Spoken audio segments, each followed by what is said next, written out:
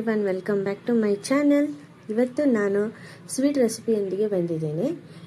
ಜಾಸ್ತಿ ಸಾಮಗ್ರಿಗಳೇನೂ ಇಲ್ಲ, ಮೂರೇ ಪದಾರ್ಥ. ಮಕ್ಕಳು ಕೂಡ ತುಂಬ ಇಷ್ಟಪಟ್ಟು ತಿಂತಾರೆ. ನಿಮ್ಮ ಮಕ್ಕಳು ಬಾಳೆಹಣ್ಣು ತಿಂದಿಲ್ಲ ಅಂದರೆ ಈ ಥರ ಮಾಡ್ಬೋದು. ಎರಡು ಬಾಳೆಹಣ್ಣು ಇದ್ದರೆ ಸಾಕು. ಇದನ್ನು ಹಲ್ವನಾದರೂ ಮಾಡ್ಕೋಬೋದು ಅಥವಾ ಕೇಕ್ ಆದರೂ ಮಾಡ್ಕೋಬೋದು. ತುಂಬ ಮೃದುವಾಗಿ ಬಾಯಲ್ಲಿಟ್ಟರೆ ಕರಗುವಂತಹ ಸ್ವೀಟು. ಮೊದಲಿಗೆ ನಾನಿಲ್ಲಿ 2 ಬಾಳೆಹಣ್ಣು ತೊಗೊಂಡಿದ್ದೀನಿ. ಅದು ಮಾಗಿರೋಂಥ ಬಾಳೆಹಣ್ಣು. ಮಾಗಿರೋಂಥ ಬಾಳೆಹಣ್ಣು ತೊಗೊಂಡ್ರೇ ಟೇಸ್ಟ್ ಬರುತ್ತೆ. ಇದನ್ನ ನೀಟಾಗಿ ಸಣ್ಣ ಪೀಸ್ ಥರ ಕಟ್ ಮಾಡಿಕೊಡ್ತೀನಿ.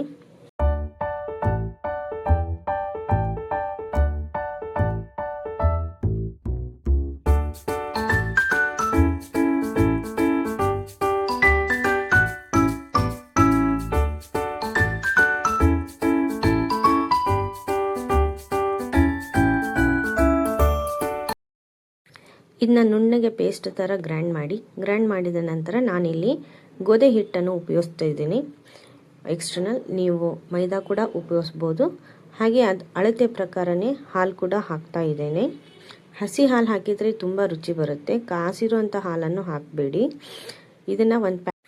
ಇದನ್ನು ಒಂದು ಪ್ಯಾನಿಗೆ ಹಾಕ್ಕೊಳ್ಳಿ. ಬಟ್ ಗ್ಯಾಸನ್ನು ಆನ್ ಮಾಡಬೇಡಿ. ಎಲ್ಲ ಚೆನ್ನಾಗಿ ಅದನ್ನು ಯಾವುದೇ ಥರ ಅಳುಕು ಇಲ್ಲದೆ ಥರ ಮಿಕ್ಸ್ ಮಾಡ್ಕೋಬೇಕು. ನಂತರ ನಾನು ಇಲ್ಲಿ ಒಂದು ಪಾತ್ರೆಯಲ್ಲಿ ಆರ್ಗ್ಯಾನಿಕ್ ಬೆಲ್ಲವನ್ನು ತೊಗೊಂಡಿದ್ದೇನೆ.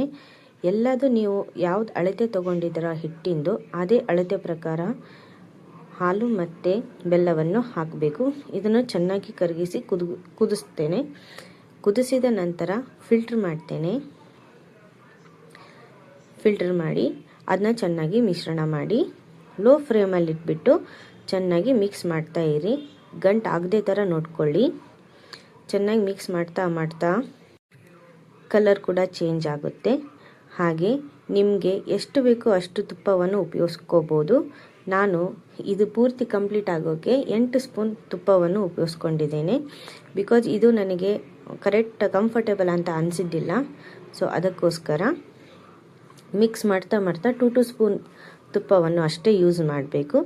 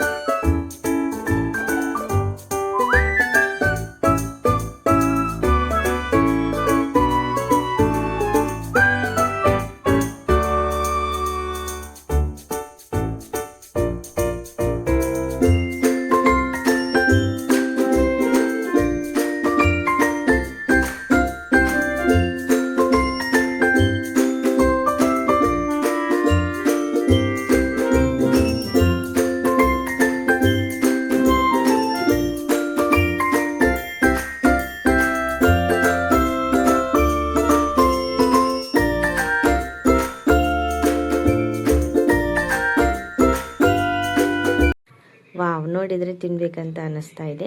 ಸೊ ನಾನು ಇಲ್ಲಿ 1-2 ಪೀಸನ್ನು ಬಾದಾಮಿ ಕಟ್ ಮಾಡ್ಕೊಂಡು ಇಟ್ಕೊಂಡಿದ್ದೆ. ಒಂದು 5 ಬಾದಾಮಿಯನ್ನು ಕಟ್ ಮಾಡಿ ಇಟ್ಕೊಂಡಿದ್ದೆ. ಅದನ್ನು ಕೂಡ ಅದರೊಳಗೆ ತುಂಬ ಸ್ಮ್ಯಾಶ್ ಮಾಡಬೇಕು. ತುಂಬ ಸಾಫ್ಟಾಗಿ ಚೆನ್ನಾಗಿ ಬಂದಿದೆ ಅಲ್ಲ, ನೋಡಿದರೆ ಬಿಡಬೇಕಂತಲೇ ಅನ್ನಿಸ್ತಾ ಇಲ್ಲ. ಸೊ ನೆಕ್ಸ್ಟ್ ನಾನಿಲ್ಲಿ ಒಂದು ಪಾತ್ರೆಯನ್ನು ತೊಗೋತಾ ಇದ್ದೇನೆ. ಅಂದರೆ ಒಂದು ಟಿಫಿನ್ ಬಾಕ್ಸ್. ಅದರಲ್ಲಿ ಮತ್ತೆ ತುಪ್ಪವನ್ನು ಸೋರಿಸ್ತೇನೆ. ನಂತರ ಡ್ರೈ ಫ್ರೂಟ್ಸನ್ನು ಹಾಕಿ ಮಾಡಿಟ್ಟಿರೋಂಥ ಸ್ವೀಟನ್ನು ಅದಕ್ಕೆ ಮಿಕ್ಸ್ ಮಾಡ್ತೇನೆ. ಮಿಕ್ಸ್ ಮಾಡಿ ಫ್ರಿಜ್ಜಲ್ಲಾದರೂ ಇಡ್ಬೋದು ಅಥವಾ ನೀವು ಹಾಗೆ ಕಡೆಗೆ ಇಡ್ಬೋದು. ಒಂದು 3 ಅವರ್ಸ್ ಆದರೂ ಟೈಮ್ ಬೇಕು. 2-3 ಅವರ್ಸ್ ಟೈಮ್ ತೊಗೊಳುತ್ತೆ. ಎಲ್ಲ ಕೋಲ್ಡಾಗಿ ತುಂಬ ಒಂದು ಹದಕ್ಕೆ ಬರೋವರೆಗೂ ನಾವು ಬಿಡಬೇಕು. ನಂತರ ನೋಡಿ ತುಂಬ ಚೆನ್ನಾಗಿ ಬಂದಿದೆ. ಇವಾಗ ಇದನ್ನು ಒಂದು ಪ್ಲೇಟಲ್ಲಿ ಹಾಕಿಬಿಟ್ಟು ನೋಡೋಣ.